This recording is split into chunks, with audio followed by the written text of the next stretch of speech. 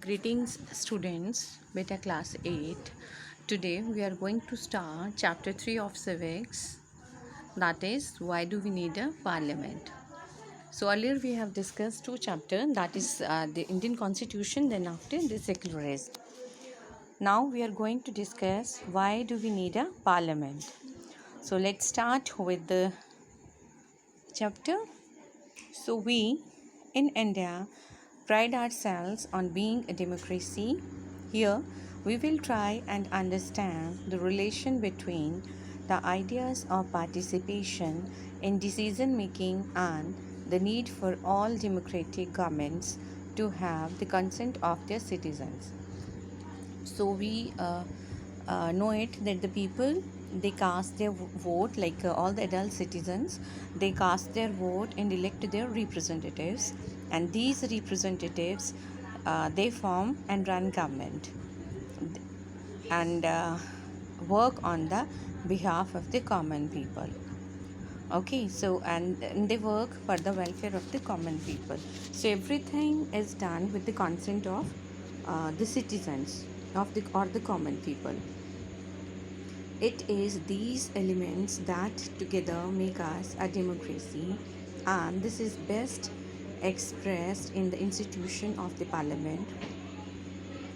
In this chapter, we will try to see how the parliament enables citizens of India to participate in decision making and control the government, thus making it the most important symbol of Indian democracy and a key feature of the constitution.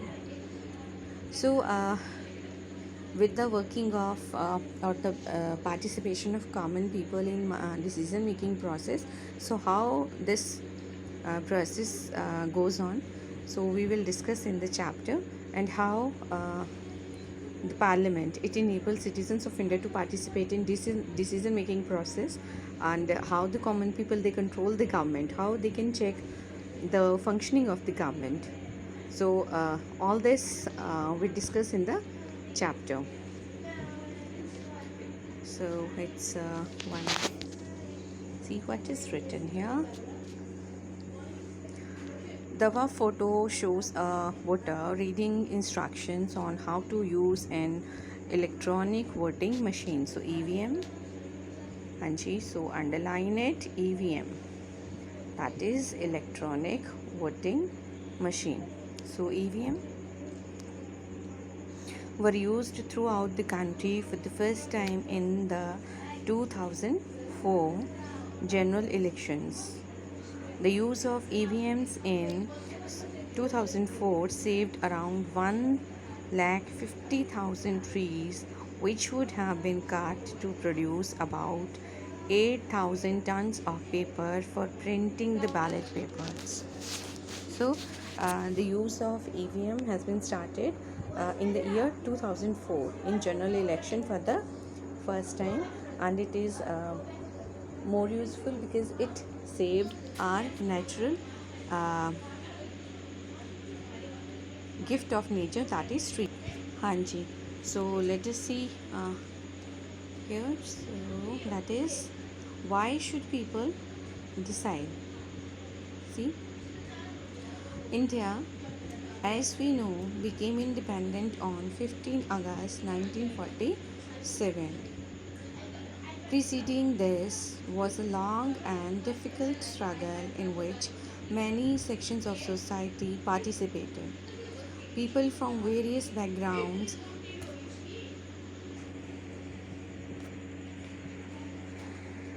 struggle, and they were inspired by the ideas of freedom, equality, and participation in decision making under colonial rule. So up to here, so we but it is, if it is, see, you have to underline the first line, that India became independent on 15 August 1947. So this is very important date, and you have to underline it. So do it. So after this, there was a difficult time when the people of different sections of the society, they came together and fought together. The people from various backgrounds joined the struggle, and they were inspired by the ideas of freedom, equality, and the participation in decision making. So all these terms we will discuss further. Under colonial rule, when the British were ruling our country, the people had lived a fear of the British government and did not agree with many of the decisions that they took. But they faced grave danger if they tried to criticize these decisions. Like during the British rule, whatever the policies were introduced by the British, the Indians had to follow those policies. If somebody tried, even dare to try to criticize the wrong policies, those people were given brutal punishments. So the people, they had a fear in their mind, and they never dare to uh, go against the British government. So next is the freedom movement changed the situation. Uh, the nationalists began to openly criticize the British government and make demands. As far back as 1885, the Indian National Congress demanded that there be elected members in the legislature with a right to discuss the budget and ask questions. The Government of India Act 1909 allowed for some elected representation, while these early legislatures under the British government were in response to the growing demands of the nationalists.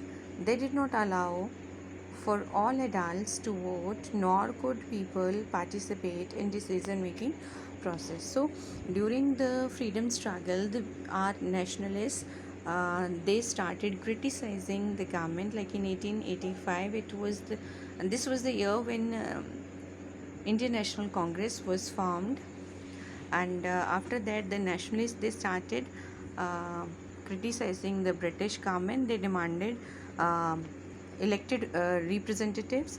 So some of the demands were given consent by the British government. So the Government of India Act 1909, it allowed some elected representation, means some elected people or members from the Indian community, but it was just due to the demand of the people. The government wanted to satisfy the people only, the leaders only, but in real sense these people, they were not given any freedom.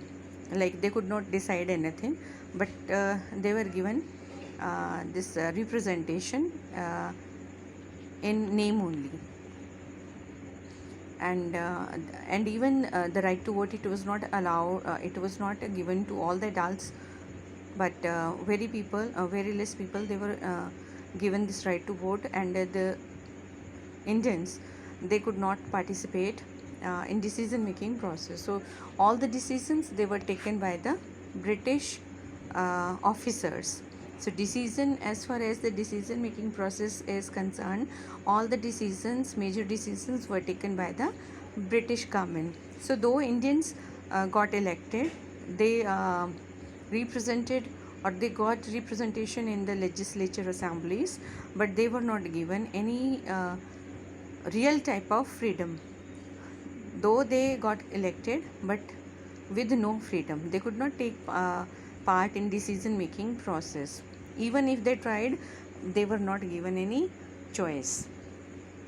They had to just agree upon the policies of the British government. So up to now, you tell me, why should people decide? We discuss in the next para, but up to here, why this participation of common people in this decision making process? Because all the decisions are taken for the sake of the common people, for our country, and that's why the participation of the common people is required. Participation of the common people in decision making process is required, because during the British rule, the people, they were suppressed by the British government. They were not given any kind of freedom, but after independence the people wanted this freedom, that they could just criticize if the government goes wrong, okay, or does something wrong. So this kind of freedom is given to all the adult citizens in modern India. So rest of the part we will discuss tomorrow in the class, and if you have any query, can discuss with me in the class. Have a great day.